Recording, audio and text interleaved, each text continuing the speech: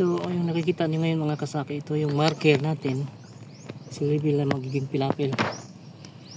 Sinimantala natin to dahil yung tubig ay pantay-pantay naman talaga lahat yan. Yan, so itong marker na to mula dyan 10 cm mula dito, ito na yung pinaka highest na tubig na walang baha. So yan, dyan mayroon tayong pilapil papunta doon. So lalagyan natin dyan hanggang sa dulo, at ang level natin ay 10 cm mula sa existing water line. Hindi na kailangan ng level pag may existing na water line or water level.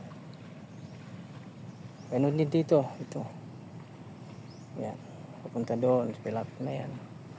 Hindi ko pa sisirain to, next cropping siguro pwede na, at maayos ko na to dito. Halos pantay naman ng yung mga pinitap.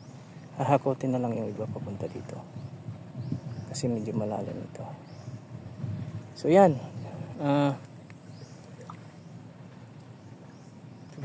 subaybayan nyo.